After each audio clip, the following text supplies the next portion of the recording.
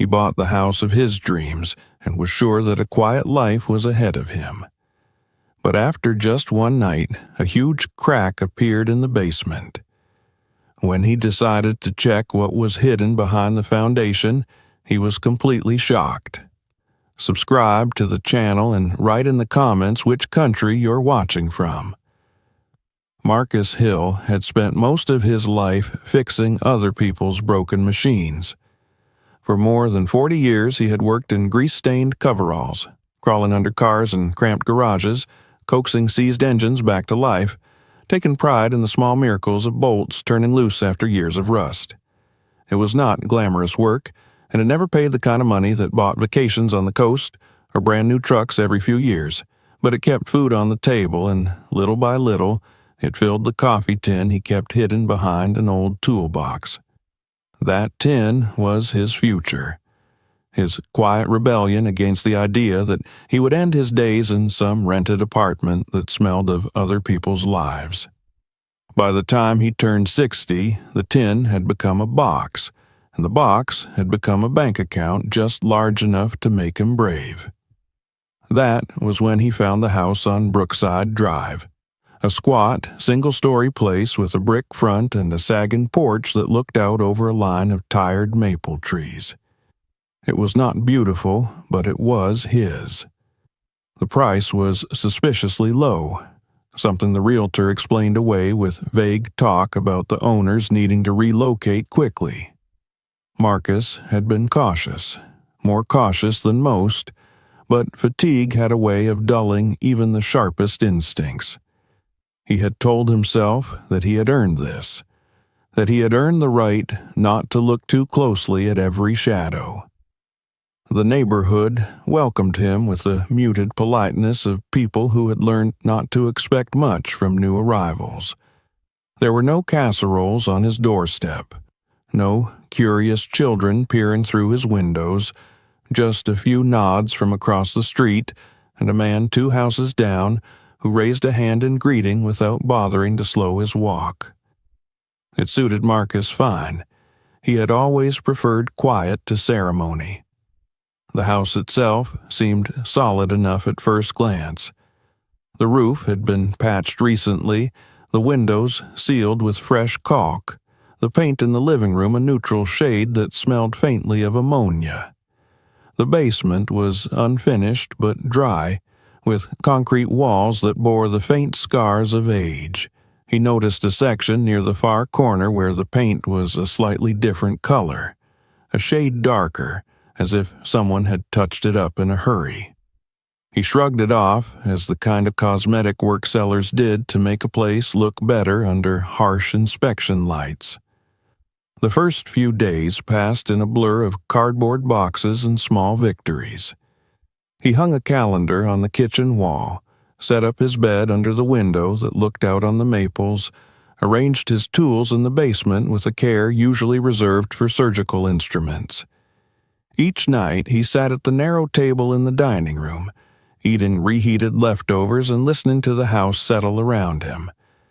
There was a comfort in those sounds, the gentle clicks and pops of cooling pipes, the low sigh of air slipping through unseen seams. The storm came on the 4th night without warning, as if the sky had been holding its breath all day. Marcus was standing at the sink when the first thunderclap rolled overhead, so loud it rattled the dishes in the cupboard. Rain followed in a sudden deluge, hammering the roof and windows with a violence that made him flinch.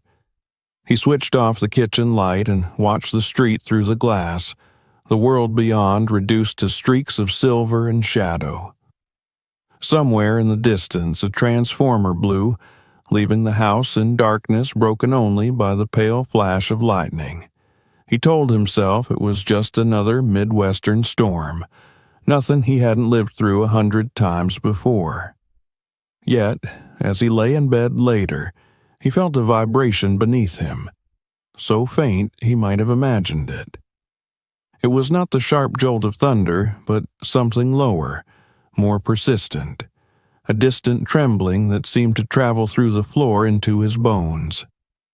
He held his breath and listened, straining to separate the sound from the rush of rain. It reminded him of standing too close to a highway, of feeling the trucks before you heard them.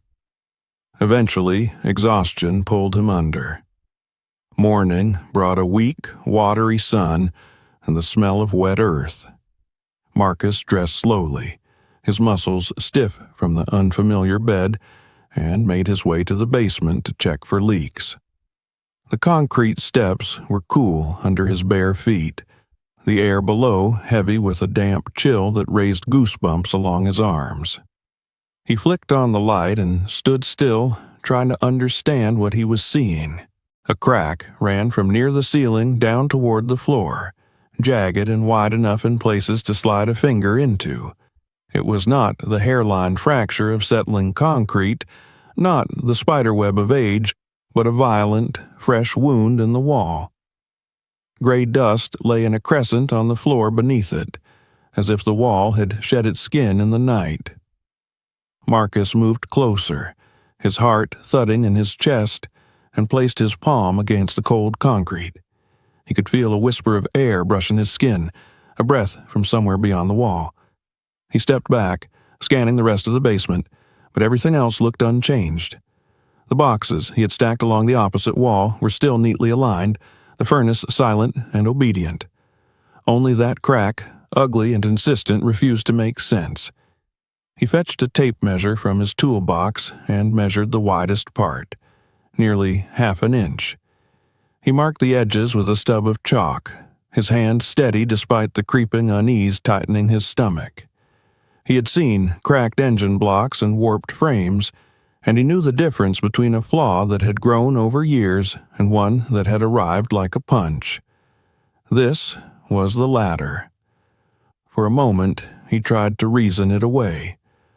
The storm had been fierce. The ground might have shifted. The foundation might be reacting to water where it shouldn't be. Old houses did strange things. Yet the cold draft on his skin and the hollow note the wall gave when he rapped his knuckles against it would not let him go. The sound was wrong, deeper than solid concrete had any right to be, a dull echo that made his pulse skip. He stood there for a long time, listening to the drip of water somewhere in the darkness behind the furnace, feeling the house loom over him like a silent witness. He thought of the coffee tin, of the years it had taken to fill it, of the way the seller's smile had never quite reached his eyes. Finally, he climbed back up the steps and sat at the kitchen table, staring at the calendar as if it might offer some explanation. Whatever had happened in the night was not finished with him. The crack in the wall was not just a flaw in the concrete, it was a message. A warning written in a language he had not yet learned to read. The crack stayed with Marcus all day, even when he wasn't looking at it.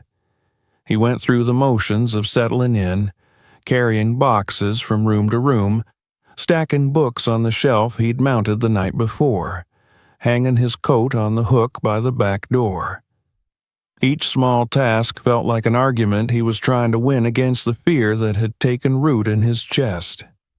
The house was his, he told himself. It had belonged to other people before him, and it had not swallowed them whole. Concrete cracked, old buildings shifted, storms did worse than most folks wanted to admit. But the memory of that cold breath seeping through the wall returned whenever he paused, whenever the rooms felt too quiet and his own thoughts grew loud. By noon, he had convinced himself, at least temporarily, that the smartest thing to do was to observe. Not panic. Not start knocking down walls like some desperate man in a horror story. He went back down to the basement with a flashlight and the tape measure, crouched close to the fracture, and checked the chalk marks he'd made earlier. The crack looked the same at first glance, the same jagged line like a lightning bolt frozen in concrete. Yet, when he slid the tape's metal end into the widest part, he felt it catch less tightly than before. The measurement was only a fraction different, the kind of change most people would miss or dismiss as imagination. But Marcus didn't miss it. He worked with tolerances every day. He knew what small shifts meant when they were part of something larger. He pressed his ear near the wall, ignoring the grit that scraped his cheek. At first, there was only his own breathing, the distant hum of the refrigerator upstairs. Then, faintly, a low sound like a far-off engine idling. It wasn't constant. It came in slow pulses, rising and falling as if something deep underground was waking and going back to sleep. He pulled away, skin prickling, and tapped the wall again with his knuckles. The hollow note answered him, deeper than it should have been, as if the concrete were only a thin skin over emptiness. He found himself walking the perimeter of the basement, searching for other signs. The floor looked level. The support posts stood straight. The walls, apart from that one, were unremarkable in the dull way basement walls usually were. But then he noticed a line near the bottom of the opposite wall where paint met concrete in an unnaturally clean edge. It looked like someone had sealed along the base not long ago, a bright band of caulk that hadn't yet yellowed with age. He crouched and ran a thumb over it. Fresh, too fresh. A memory surfaced of the realtor's hand waving vaguely as she talked about minor updates, her voice too cheerful in the dimness. Marcus had nodded then, distracted by his own excitement. Now, with the crack staring back at him like an accusation, those minor updates felt like the first clue in a story he had never agreed to be part of. He forced himself upstairs and made coffee, though it tasted like nothing. He ate a sandwich without feeling hunger. He tried to focus on practical matters. The utilities were in his name now. The insurance papers sat in a neat folder. The mailbox key was on the counter. Yet every time he moved, he felt the house under him in a new way, as if his feet were no longer on solid ground but on something that could shift without warning. In the late afternoon, the clouds returned, though not with the violence of the night before. A steady drizzle began, soft at first, then heavier, as if the sky had remembered it was not finished. Marcus watched it from the living room window. The water ran down the street in thin streams, collecting in low spots along the curb. He noticed how quickly the yard grew saturated, the soil darkening, the grass flattening. He told himself it was normal. It was winter edging toward spring, or spring pretending it was still winter, and the ground always held water longer than it should. Still, he couldn't shake the feeling that the earth beneath his house was drinking more than it could handle. As evening approached, he went down again to check the chalk marks. The crack had shed more dust. A fine gray powder lay on the floor like ashes. He measured again and confirmed what he feared. It had widened, not dramatically, but enough to be real. In one place, a thin line had branched off like a vein, running toward the corner. He stared at it until his eyes began to ache. In his mind, he saw a car frame bent by a collision. The first fracture always seemed small, manageable, until you looked closer and realized the entire structure was compromised. He remembered the way metal could fail without warning when fatigue set in, the way a part could hold under strain for years and then snap in a moment that felt arbitrary. Concrete could do the same. The ground beneath it could do worse. He went back upstairs and paced the narrow hallway, phone in his hand. Calling a contractor felt too early. Calling the city felt like admitting defeat. He didn't want to be the kind of man who bought a house and then immediately began demanding inspections like a panicked fool. He had pride, and pride had cost him before, but it still lived in him like a stubborn old habit. He didn't call anyone that night. Instead, he chose vigilance, the way he had always chosen it when an engine made a sound it shouldn't. Watch it. Listen.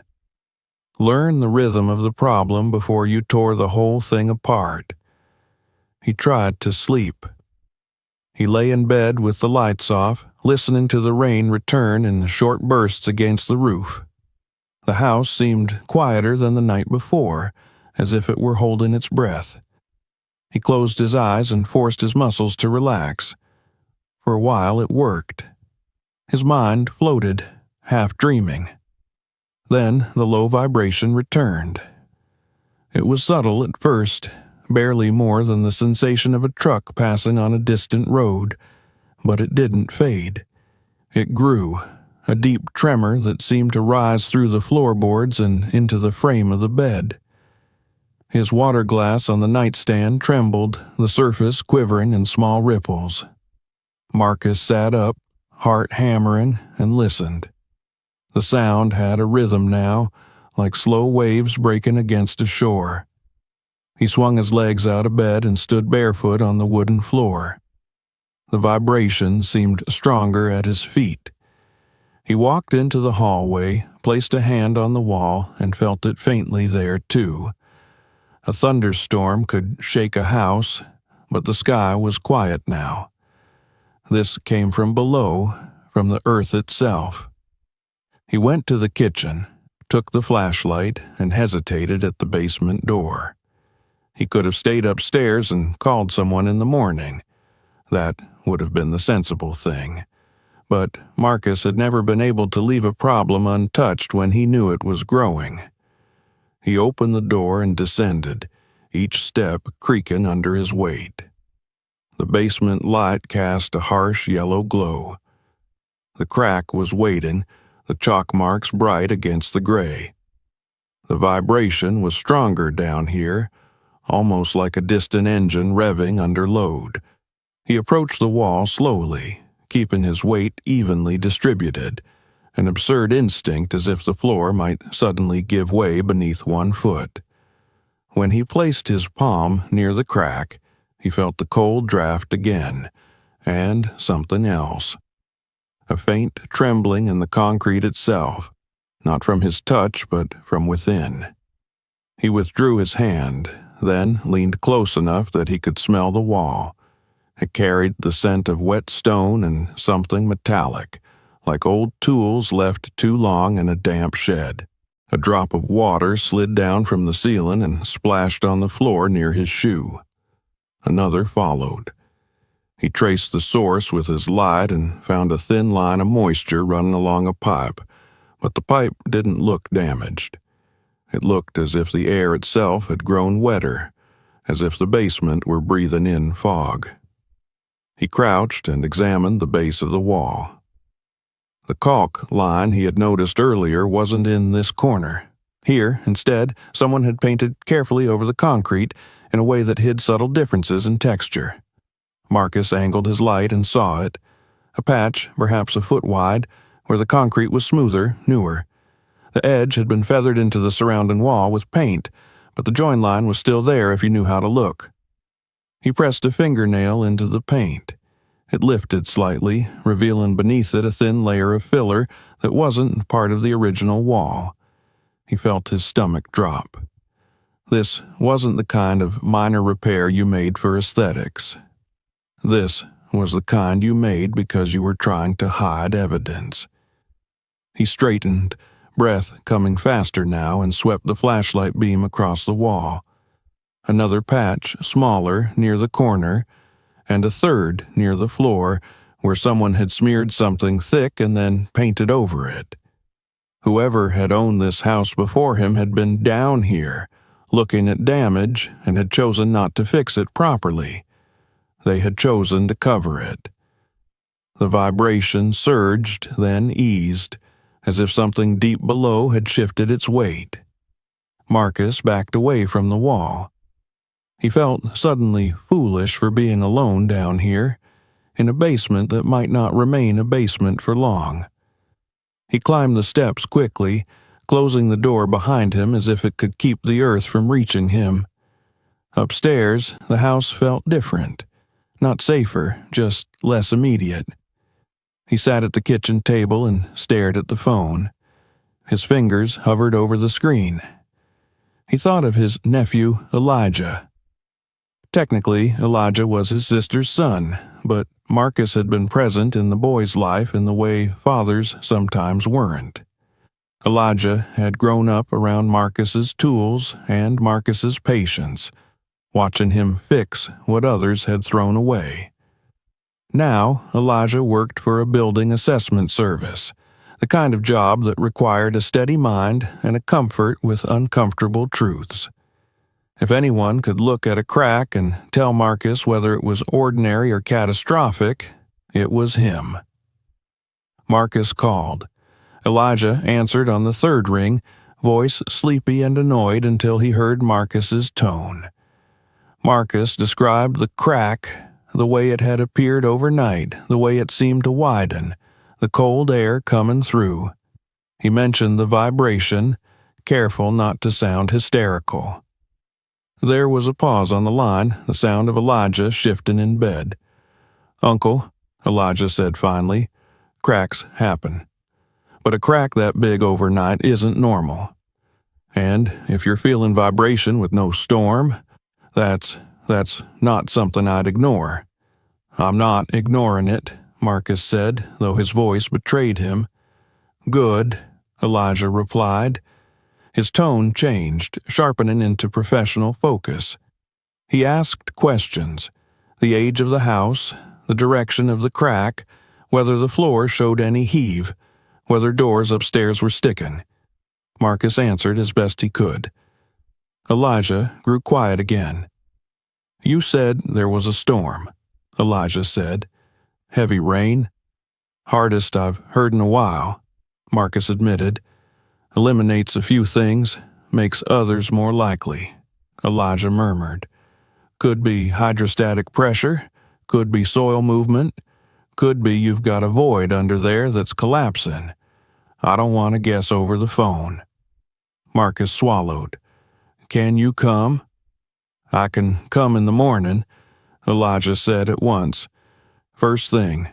Don't go back down there tonight. I'm serious. Stay upstairs. If you hear anything get worse, if the floor shifts, get out of the house. Go to your car or go to a neighbor, promise me." Marcus hesitated, pride rising again like a reflex, then forced it down. "I promise," he said. Elijah exhaled. "I'll bring a thermal camera and a scope. We'll take a look. But, Uncle, don't mess with it tonight. Don't drill, don't chip at it. Just watch." After he hung up, Marcus sat in the dim kitchen with the phone in his hand, rain tapping softly at the window. He wanted to feel relief, but what he felt instead was the heavy confirmation that something was wrong enough to make Elijah's voice go sharp. He tried once more to sleep, but now his mind filled every silence with imagined sounds. He lay on his back, staring at the ceiling, counting his breaths. Every creak of the house made him tense. Every gust of wind outside sounded like a groan from below. At some point, he must have drifted, because he found himself half dreaming of old mines and tunnels, of men and soot-darkened faces disappearing underground. He saw wooden beams slick with water, heard the groan of timber under strain. He woke suddenly, sitting upright with his heart racing. The house was silent. Then, from somewhere beneath him, came a sound so distinct it erased all doubt. It was a short, sharp crack, like a thick plank snapping under pressure. It echoed faintly through the walls, followed by a soft, settling rumble, as if something had shifted and found a new place to rest. Marcus sat frozen in the dark, listening for what would come next. Nothing came. The silence returned, heavier than before, and in that silence he understood that the warning written in the basement wall was not finished being written. It was only taking its time. Marcus did not go back to sleep after the sound of snapping timber beneath his house. He lay in the darkness with his eyes open, watching the faint outline of the ceiling, listening to the long stretches of silence between the creaks that now seemed too loud, too deliberate. When dawn finally seeped into the room, gray and reluctant, he rose with a stiffness that had nothing to do with age. The promise he had made to Elijah weighed on him. Do not go back down there tonight. He had kept it, but the basement was calling to him now in a different way, not with vibration or cold breath, but with the dull certainty that whatever was happening was accelerating. Elijah arrived before 8, his car pulling into the driveway with a sense of purpose that contrasted sharply with the sleepy quiet of Brookside Drive. He stepped out with a duffel bag slung over one shoulder and a hard plastic case in the other hand. He looked younger than Marcus remembered, though that might have been the effect of seeing him through eyes sharpened by fear. He wore jeans and a dark jacket, his hair still slightly damp from a hurried shower. They hugged briefly at the door, a gesture that carried more weight than either of them would admit. Elijah did not waste time on small talk. His gaze swept the hallway, the living room, the closed basement door. "You okay?" he asked, though the question was almost rhetorical. "I didn't go back down," Marcus said, "but I heard something crack last night, like wood breaking." Elijah's jaw tightened. "Let's take a look," he said, and set his equipment down on the kitchen table. He opened the duffel and laid out his tools with a practiced care that reminded Marcus of the way he arranged his own wrenches. There was a handheld thermal imaging camera, a compact ground assessment device that looked like a flattened metal box with a small screen, a battery-powered drill with long masonry bits, and a flexible endoscopic camera coiled neatly like a sleeping snake. They descended into the basement together, moving slowly, listening. The vibration Marcus had felt in the night was gone, replaced by a quiet that felt temporary, like the pause between distant thunder and the rain that followed. The crack was the first thing Elijah saw. He crouched in front of it without touching, studying the chalk marks, the dust on the floor. "This is new," Elijah said softly. "This kind of separation doesn't happen all at once without a reason." He ran a finger a few inches from the crack, careful not to disturb anything. "You see how the edges aren't rounded? This hasn't been here long." Marcus nodded. He felt oddly relieved to have his fear validated. Elijah pulled out the thermal camera and turned it on. The small screen flickered to life in a wash of colors that represented heat differences invisible to the eye. He panned slowly across the wall, the ceiling, the floor. Most of the basement glowed in muted tones, the concrete holding the cold of the night. But when he swept over the crack, the colors shifted dramatically. A long, vertical band showed up in deep blues and purples, far colder than the surrounding wall. "See that?" Elijah said, angling the screen so Marcus could see. "That means there's air movement back there, not just dampness. A void." "How big?" Marcus asked. Elijah's mouth twisted in a way that was half apology, half professional restraint. "Big enough to matter," he said. "I don't know how far it goes yet, but that cold zone isn't something you get from a hairline fracture or a little pocket of water." He switched to the ground assessment device, placing it flat against the wall near the crack. The machine hummed softly, its screen filling with numbers and simple graphs that meant little to Marcus but clearly unsettled Elijah. He moved the device in small increments, mapping the area, his brow furrowing deeper with each pass. "There's a density anomaly behind this section," Elijah said finally. "The readings are all over the place. That means the material behind the wall isn't uniform. Could be loose soil, could be a cavity, could be something man-made that's decayed. Marcus felt a chill that had nothing to do with the basement air. Like a tunnel? Elijah didn't answer right away. He stood, stepped back, and looked at the wall as if trying to see through it with nothing but willpower. "Maybe," he said. "But before we jump to conclusions, let's check the rest of the basement." They spent the next half hour inspecting every corner. Elijah pointed out details Marcus might have missed, even with his growing unease. The paint along the bottom of the walls was newer than it should have been. Not just in one place, but in several, as if someone had worked systematically to seal the base. There were tiny variations in the concrete's texture that suggested patches rather than original construction. In one spot, near the furnace, Elijah found a faint outline beneath the paint that looked like the edge of an old repair plate. "This is concealment," Elijah said quietly. "Not cosmetic. Someone knew there was a problem and didn't want it noticed." They took a break upstairs, sitting at the kitchen table with mugs of coffee that went untouched. Marcus spread out the paperwork from the sale, his fingers trembling as he flipped through inspection reports and disclosure forms. Everything looked clean. No mention of subsidence, no notes about structural risk, only the usual boilerplate about the property being sold as is. "They rushed the closing," Marcus said, the memory sharpening now. "The sellers said they had a family emergency. They kept apologizing for the short notice." Elijah shook his head slowly. "That doesn't mean guilt, but combined with what we're seeing..."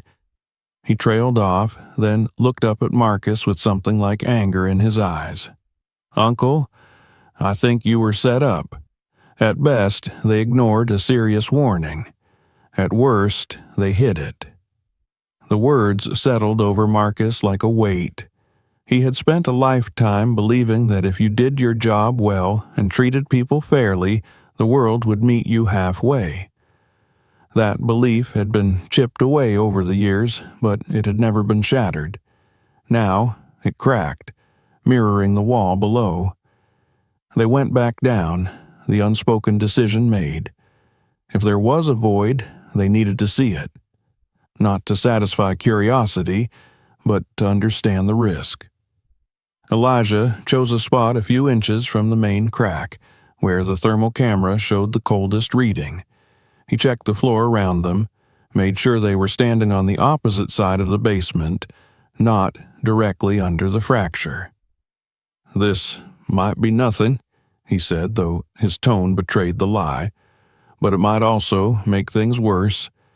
If there's pressure behind the wall, drilling could relieve it in unpredictable ways.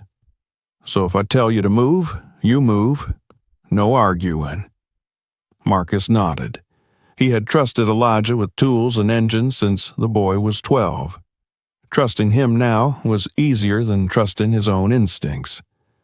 The drill bit bit into the concrete with a shrill whine. Dust puffed out around it, coating Elijah's gloves in gray.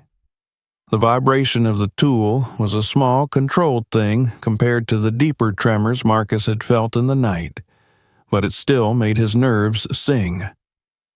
The drill chewed through the wall inch by inch, and then, suddenly, the resistance vanished. A hiss of cold air burst from the hole, strong enough to flutter the loose hair at Marcus's temples. It carried with it a smell he could not place at first, something stale and metallic, like a long-abandoned workshop sealed for decades. Elijah shut off the drill and leaned back, eyes wide. For a moment, neither of them spoke.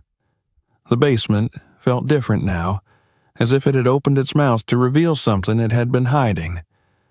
Elijah coiled the endoscopic camera, fitted its tip with a small LED ring, and fed it into the hole. The screen showed the interior of the wall at first, rough concrete giving way to darkness. The camera slid forward, the cable unwinding smoothly from Elijah's hand. The darkness persisted longer than either of them expected. Then the view shifted abruptly, the concrete edge falling away, replaced by nothing at all. The camera dangled, its tiny light illuminating only a fraction of the space it had entered. It swung slightly, revealing a curved metal surface far below, then something that looked like a ladder bolted into stone. A cloud of dust drifted through the beam, turning the darkness into a slow, underwater swirl. Marcus leaned closer, forgetting Elijah's warnings for a heartbeat. The image was both alien and disturbingly familiar, like stumbling on a photograph from another life. "That's not soil," Elijah whispered. "That's structure." As if in response, the basement shuddered. It was not the distant vibration of the night before, but a sharp, immediate tremor that made the light overhead flicker. The camera image blurred as the cable jerked in Elijah's grip. "Back up," Elijah said, his voice suddenly loud. "Marcus, back up now." They took 2 steps, then another. The wall groaned, a sound that seemed to come from everywhere at once. A hairline fracture shot out from the drilled hole, branching like a crack in ice. Dust poured down in a gray curtain, and then the wall began to move. It did not collapse inward, as Marcus might have expected, but outward, as if the concrete itself were being pulled into the void beyond. A section, the size of a refrigerator, broke free, tilting forward with a slow, terrible grace before gravity claimed it. The piece fell, striking something unseen below with a hollow, booming thud that echoed up into the basement like a drumbeat. Elijah yanked Marcus backward just as another chunk gave way. They stumbled, fell against the opposite wall, and watched in stunned silence as the fracture widened into a jagged opening that bled darkness. Dust filled the air, turning the basement into a foggy dreamscape where shapes lost their edges and sounds came from nowhere and everywhere at once.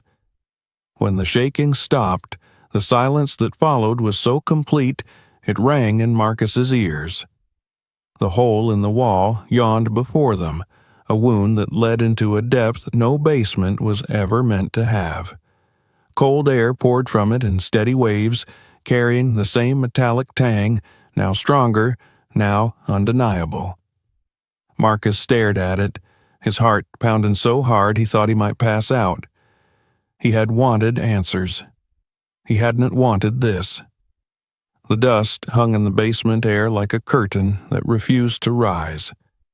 Marcus tasted concrete on his tongue and felt it settle into the lines of his face, into the fabric of his shirt, into the folds of memory where the ordinary shape of his life had just been torn open. He stood frozen for several long seconds, unable to look away from the jagged mouth in the wall. It was not merely a hole, it was an invitation, a threat, a revelation all at once, framed by broken concrete that jutted inward like the shattered teeth of some buried creature. Elijah was the first to move.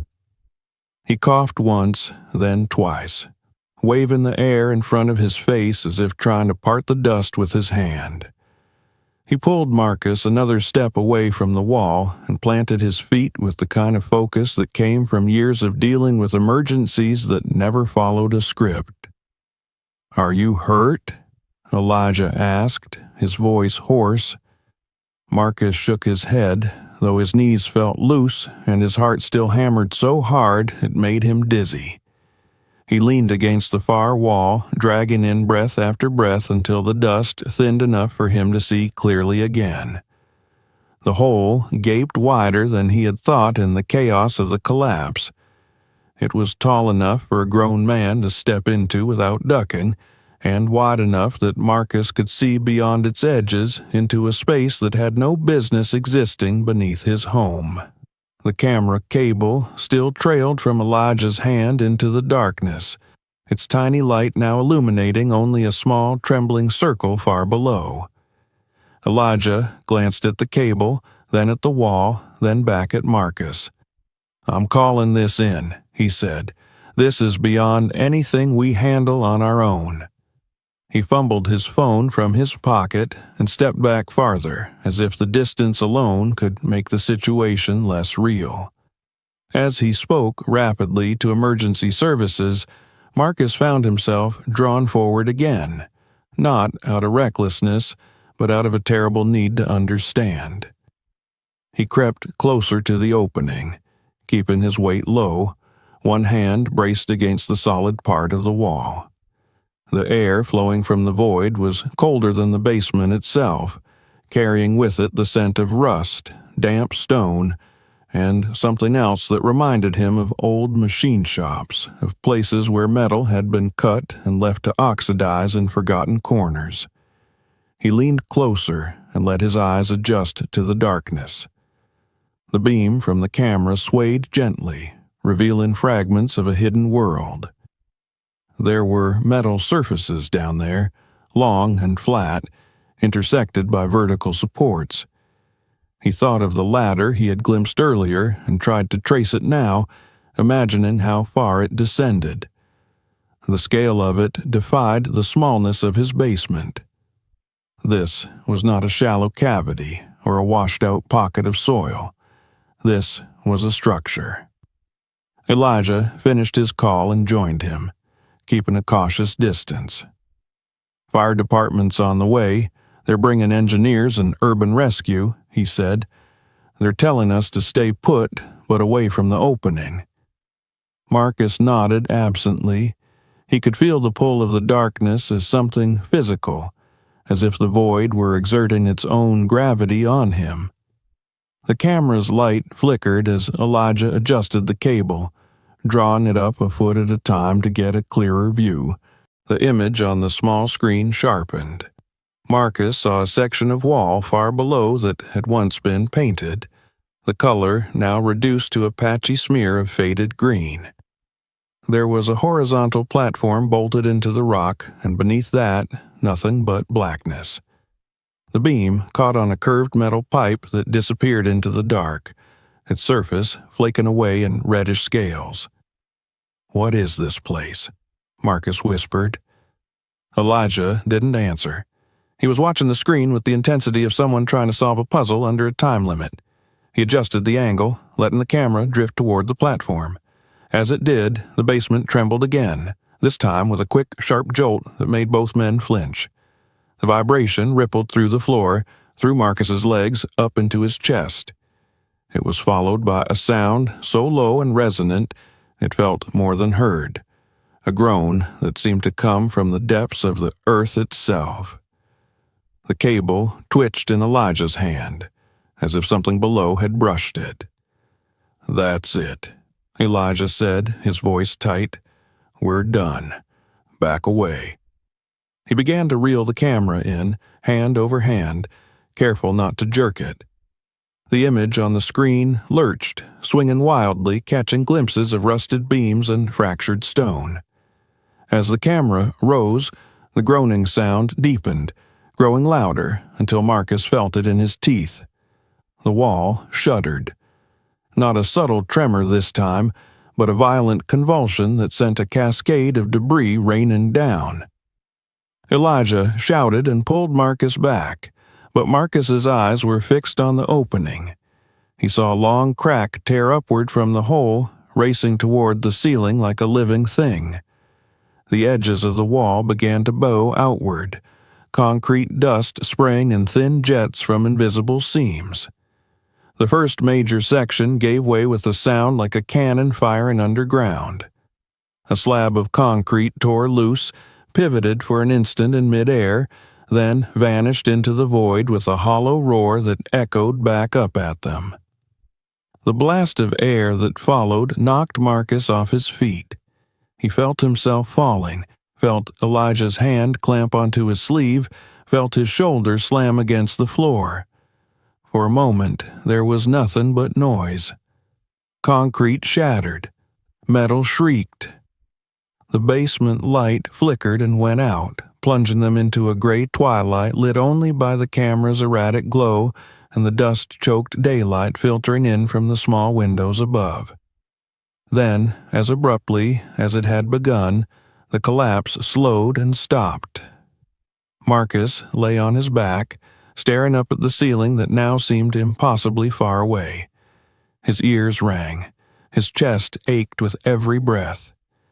He rolled onto his side and pushed himself up, coughing violently. Elijah was already on his feet, hauling Marcus upright with a grip that brooked no resistance.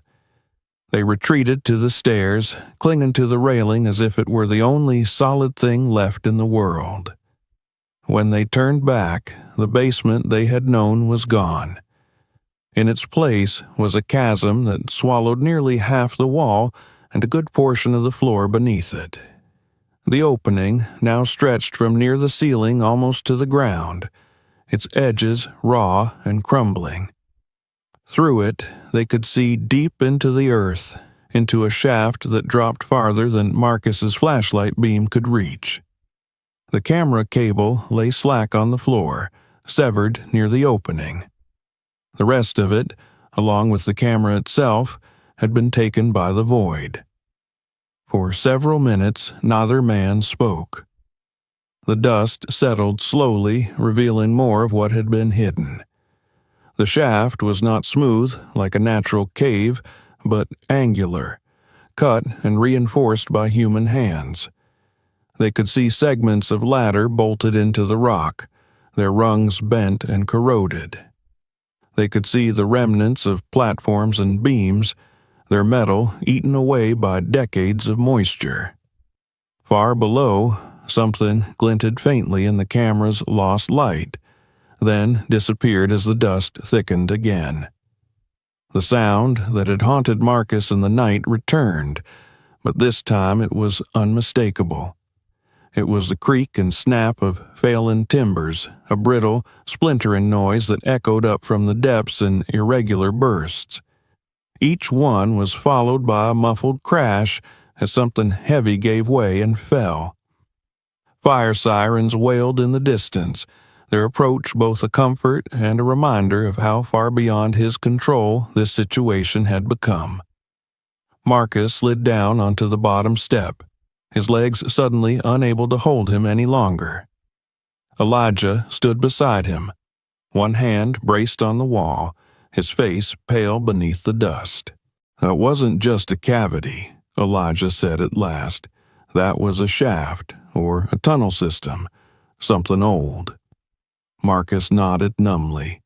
He thought of the faint metallic smell, the way the air had poured out as if from a long-sealed chamber. He thought of the patches in the wall, the fresh paint, the hurried sale. He felt a cold understanding settle into him, heavier than fear.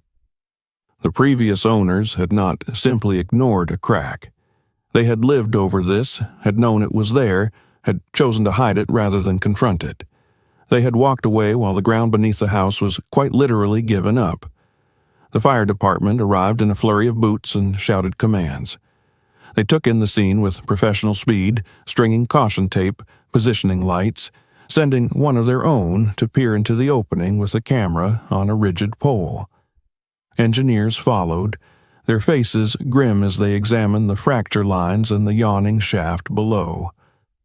Marcus watched them work as if from a great distance. The house he had saved for, the place he had imagined growing old in, was no longer a home. It was a precarious perch over a black, waiting abyss. The fire trucks idled in front of the house like patient red beasts, their lights washing Brookside Drive in pulses of blue and scarlet that turned the quiet street into something unreal. Neighbors emerged from their homes in cautious clusters, drawn by curiosity and the magnetic pull of danger.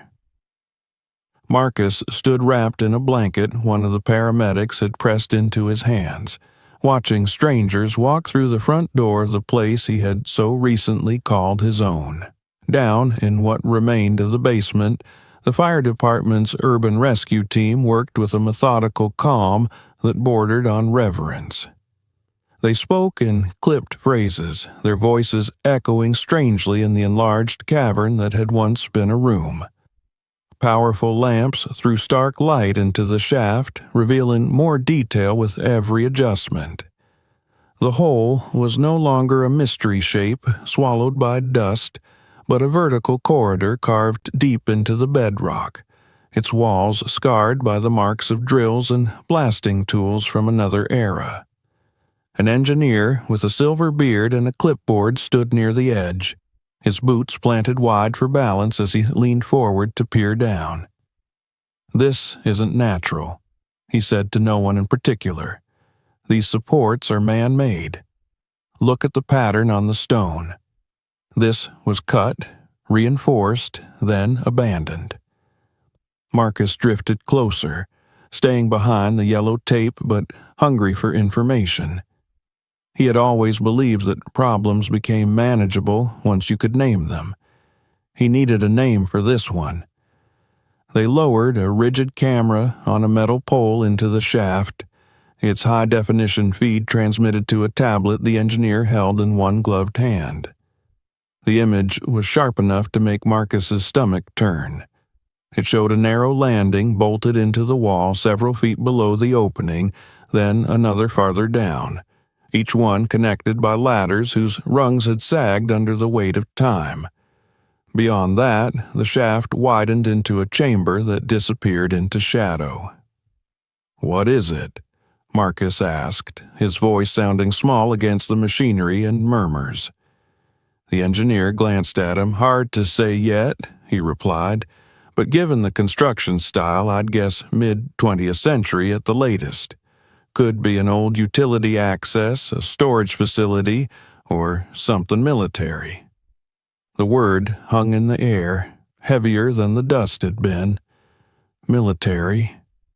Marcus imagined soldiers and secret projects, the kind of things that never made it into public records. He imagined, too, how easy it would have been for a forgotten piece of infrastructure to slip through the cracks of bureaucracy, to be paved over and built upon until no one remembered it was there.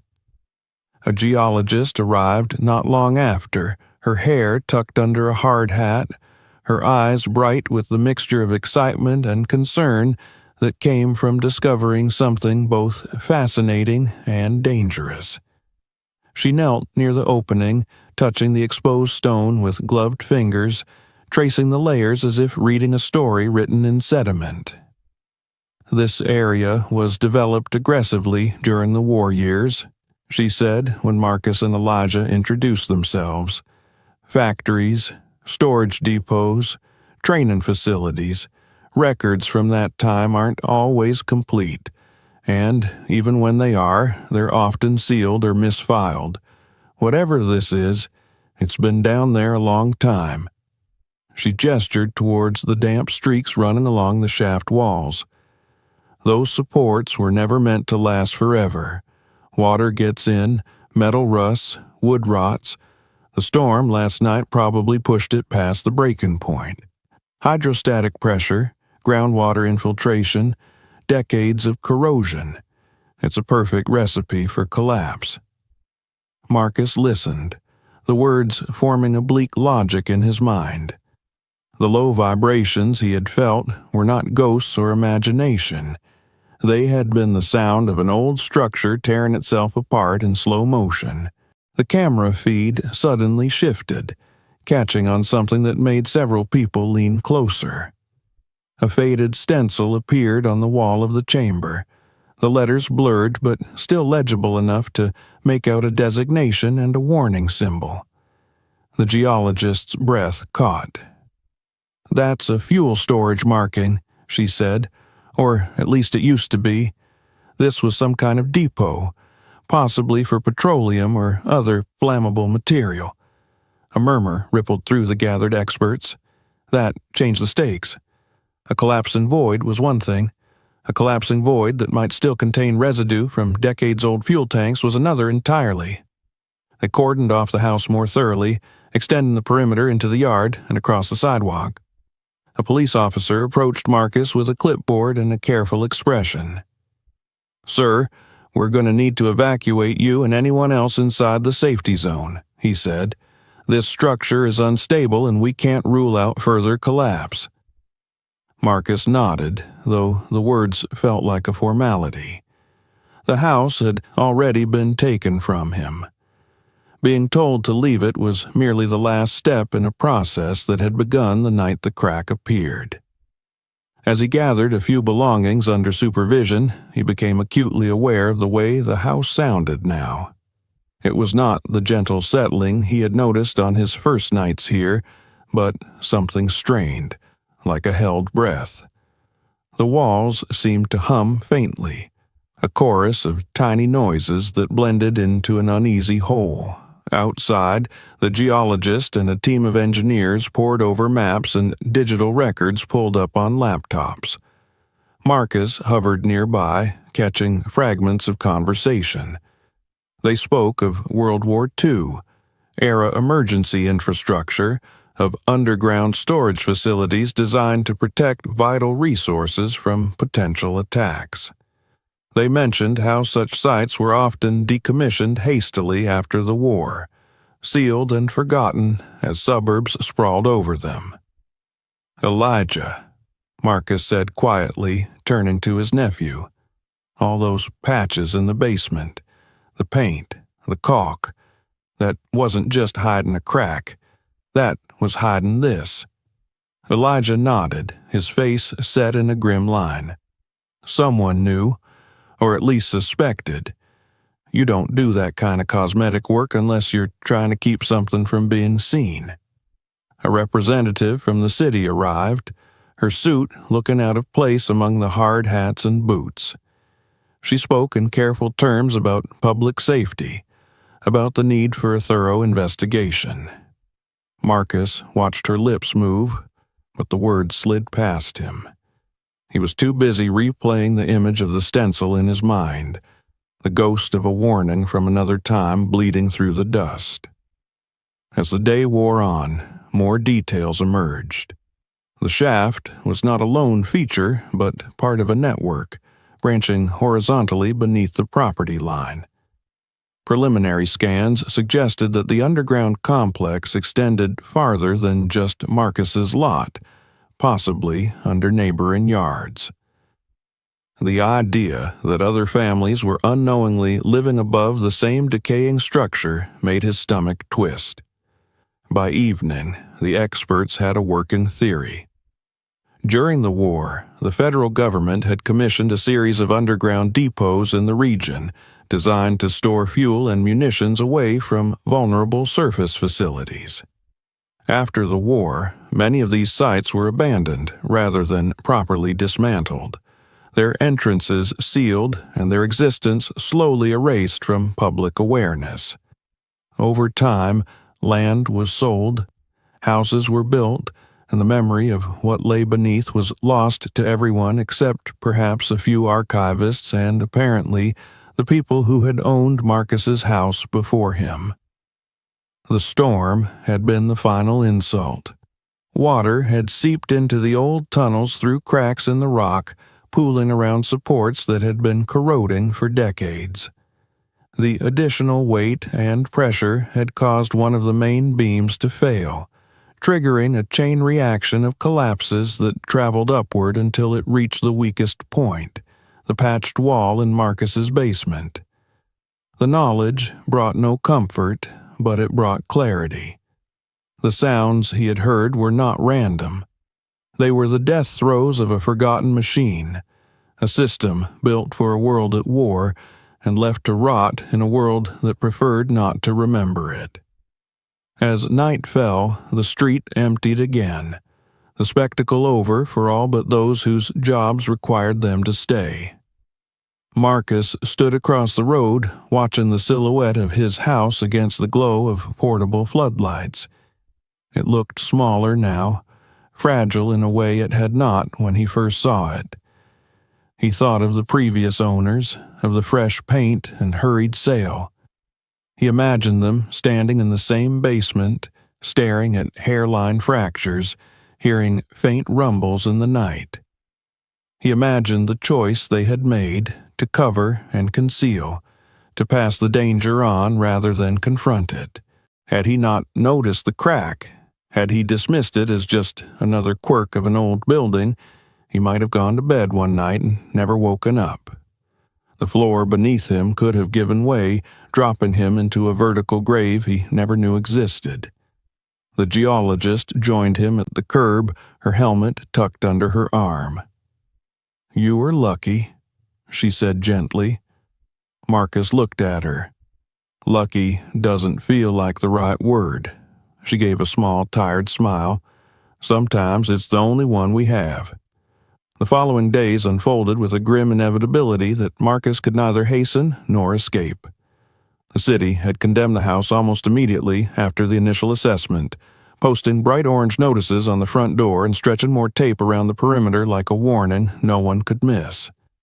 From the outside, it still looked like the modest home he had fallen in love with, but now he knew it was nothing more than a fragile shell balanced above a decaying underworld. He stayed with Elijah for the time being, sleeping on a narrow couch in the spare room, his belongings reduced to a few hastily packed boxes. Each morning he woke with the same heavy thought pressing on his chest. He had not simply lost a house. He had been fooled, and the sense of betrayal cut deeper than the fear ever had. The investigation began quietly, with phone calls and emails that felt too formal to match the chaos of the situation. Insurance adjusters wanted statements. City officials requested copies of the purchase agreement. Lawyers circled like cautious birds, offering consultations that came with disclaimers and fine print. Marcus answered every question he was asked, sometimes repeating the same details so often that he could recite them without thinking. The basement photographs Elijah had taken before the collapse became a crucial piece of evidence. The patches in the wall, the mismatched paint, the careful sealing along the base of the concrete were no longer just suspicious details, but potential proof of intent. When the investigators compared them to images taken after the collapse, the difference was stark. What had been disguised now lay exposed, the raw edges of the concrete telling a story the cosmetic repairs had tried to erase. One afternoon, a structural engineer named Harold came to Elijah's house to speak with Marcus. He carried a folder thick with printouts and diagrams, and when he spread them across the dining table, Marcus saw his own basement rendered in technical lines and shaded areas. "We've been reconstructing the sequence of events," Harold said, tapping one of the diagrams. "This is where the main support beam appears to have failed, deep in the underground complex. That caused a progressive collapse upward. But this area here," he added, pointing to the location of the patched wall, "was already compromised. The stress fractures were there before the storm." Marcus leaned closer. "How can you tell?" "The micro cracks in the concrete show signs of having been filled and sealed," Harold replied. "That doesn't happen accidentally. Someone repaired them, and not recently. Probably months, maybe longer. The storm was just the trigger, not the cause." The words settled like lead in Marcus's stomach. Months. That meant the previous owners had lived with the knowledge that something beneath their home was failing. They had chosen to conceal it rather than confront it. The city's legal department became involved soon after. They pulled old permits and planning documents, some of them so faded they had to be digitized and enhanced to be readable. Marcus was invited to sit in on one of the briefings, more as a courtesy than a necessity, but he found himself strangely compelled to attend. He wanted to see the paper trail that had led him here. The records were incomplete, but they painted a troubling picture. In the late 1940s, the land beneath Brookside Drive had been part of a federally funded project, a network of underground storage facilities designed to house fuel reserves. When the program was dismantled in the early 1950s, the sites were sealed, their entrances buried, and responsibility for the land transferred back to local authorities with little more than a note in an archive. Over the decades, that note had been lost in the shuffle of development. What should have been a permanent restriction on construction became, through neglect and bureaucratic inertia, a forgotten detail. Houses were built, families moved in, the underground world decayed unseen. But the most damning discovery had nothing to do with federal oversight.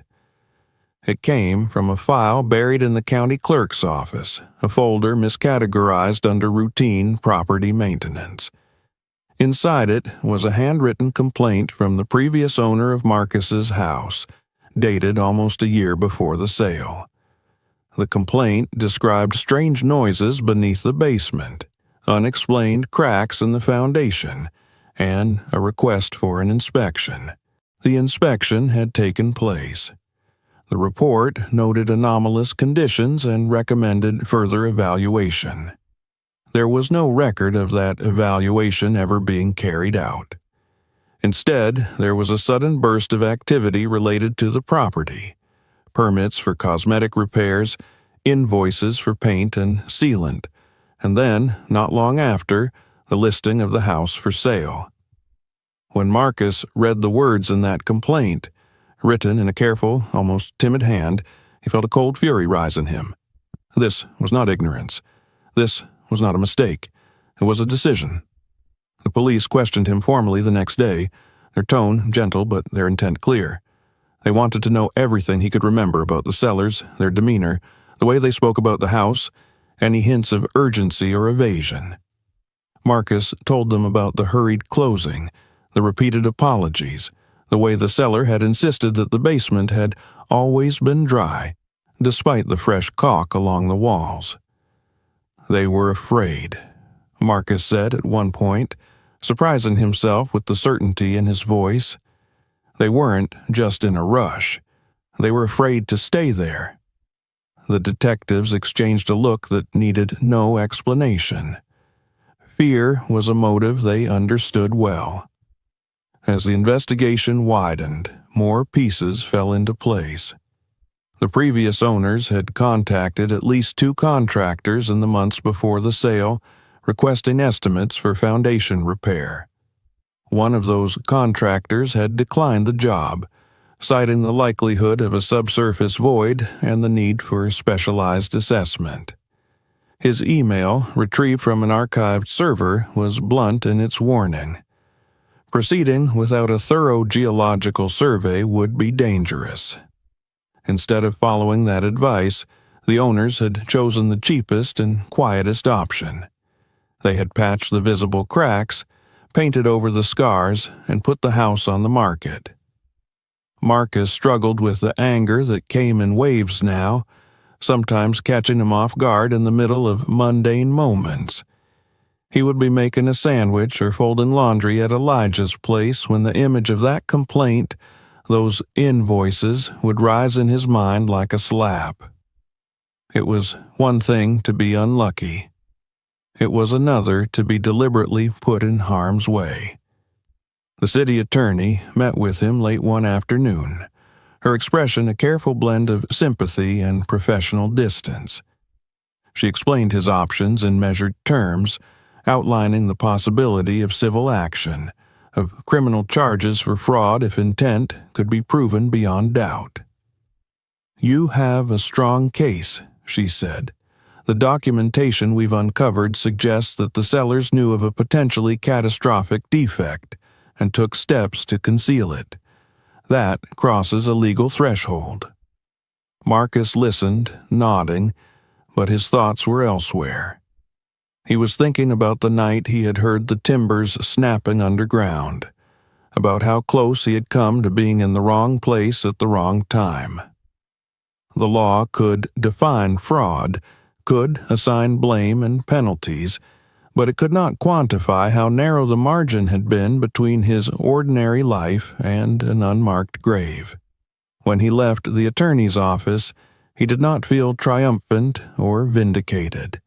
He felt tired, but beneath that fatigue was a resolve he had not felt in years. He would not let this be quietly settled, buried under paperwork and procedural delays. He would see it through, not just for himself, but for the neighbors who had unknowingly lived above the same decaying structure. That evening, a local reporter called, having caught wind of the story through the fire department's public statements. Marcus hesitated before agreeing to speak. He had never liked attention, never imagined his face on the evening news. But Elijah's words echoed in his mind. If you don't tell your story, someone else will tell it for you. He gave the interview the next day, standing across the street from his condemned house while a camera recorded his words. He spoke about the crack, the sounds, the collapse. He spoke about the documents that showed the previous owners had known and chosen to hide the truth. He did not raise his voice. He did not dramatize.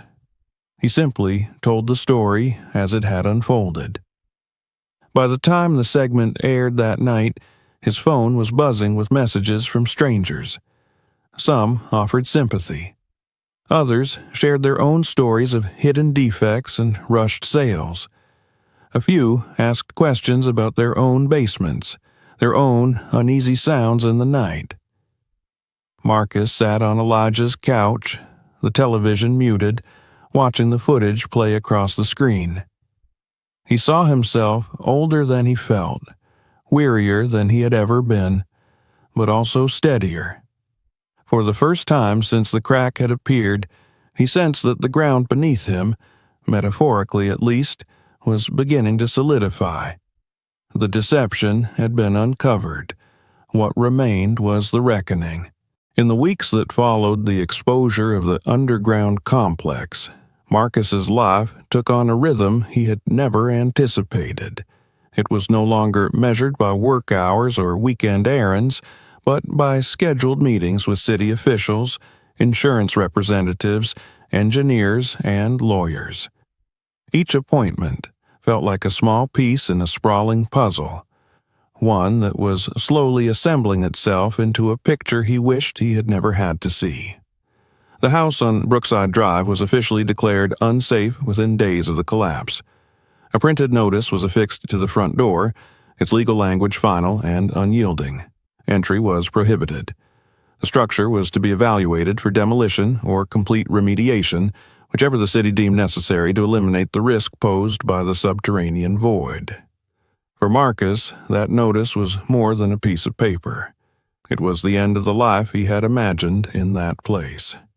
He was allowed to return once more under supervision, escorted by a city inspector and a firefighter to retrieve any remaining personal items.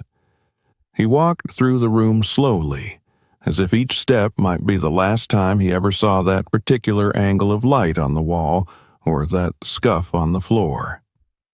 The house felt hollow now, stripped not only of furniture but of possibility. When he stood at the top of the basement stairs and looked down at the barricaded opening, he felt the familiar chill rise along his spine. Somewhere beneath those boards and warning signs lay the chasm that had rewritten his future. Outside, the street had become a staging ground. Heavy trucks lined the curb, their engines rumbling with patient menace. Teams of workers in hard hats and reflective vests moved in coordinated patterns, setting up fencing and unloading equipment. The operation was no longer about investigating a mystery. It was about neutralizing a threat. Marcus watched from across the road as drilling rigs were positioned over the worst of the subsidence. He learned that the plan was to stabilize the underground complex by filling critical sections with a specialized concrete mixture, a slow process designed to prevent further collapse while sealing off the decaying tunnels forever. It was a delicate balance between erasing the danger and preserving enough of the surrounding ground to keep neighboring houses from being affected. The geologist he had met on the night of the collapse stopped by to explain the procedure in terms he could understand. She spoke of controlled grouting, of pressure monitoring, of the way the injected material would seek out voids and harden into a new artificial bedrock. Marcus listened, trying to picture it, trying to reconcile the idea of liquid stone flowing through the darkness beneath his former home. When the first phase began, he felt it before he saw it. A low vibration traveled through the soles of his shoes as the machinery roared to life. It was different from the ominous tremors of that terrible night. This vibration was purposeful, contained, a sound of repair rather than destruction. Still, it made him uneasy. He had learned too well that the earth could not always be trusted. As days turned into weeks, the operation expanded. More equipment arrived, along with additional experts who pored over maps and cross-sections of the underground facility. They discovered that the network extended farther than initially thought, branching out beneath multiple properties.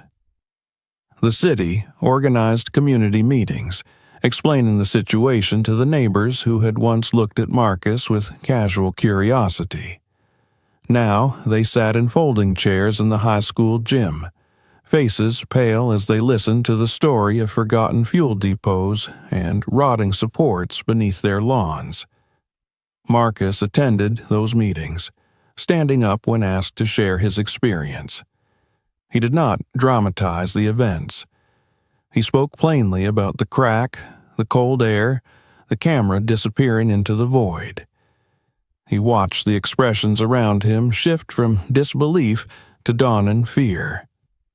More than once, someone approached him afterward with tears in their eyes, grateful that his vigilance had brought the danger to light before anyone else was hurt. The legal process moved at a glacial pace by comparison, but it did move. The previous owners were formally charged with fraudulent concealment, the evidence against them too substantial to ignore. The handwritten complaint, the ignored inspection report, the invoices for cosmetic repairs all combined into a narrative that was difficult to dispute. Marcus was called to give a deposition, sitting in a quiet room with a recorder on the table as he recounted every detail of the sale, every strange comment, every fresh patch of paint that had once seemed so inconsequential. It was draining work, reliving the moments that had led him here, but there was also a strange sense of closure in speaking them aloud. Each word he offered felt like another brick laid in the foundation of accountability. The question of compensation was more complicated. His insurance policy had clauses that made his head spin, and the city's involvement blurred the lines of responsibility. In the end, it was a combination of municipal funds earmarked for infrastructure failures and a federal program tied to the remediation of decommissioned military sites that provided him with a settlement. It was not enough to erase the ordeal, but it was enough to give him options. Enough to start again. He began to look at other houses, though the process was different now. Where once he had been guided by instinct and a desire for simplicity, he was now meticulous to the point of obsession. He requested geological surveys. He pored over historical records. He asked questions that made realtors uncomfortable. Some houses he dismissed immediately, uneasy with the way their basement smelled or the way the floors creaked beneath his weight. Through it all, Elijah remained at his side, a steady presence who understood when Marcus needed to talk and when he needed silence.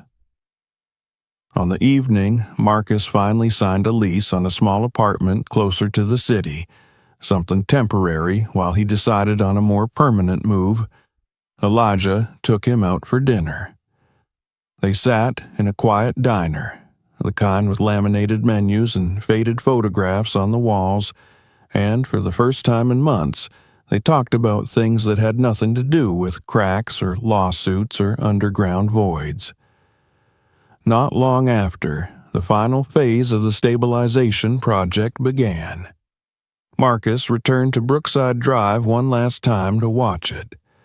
The house was surrounded by machinery now, its modest shape dwarfed by cranes and mixers.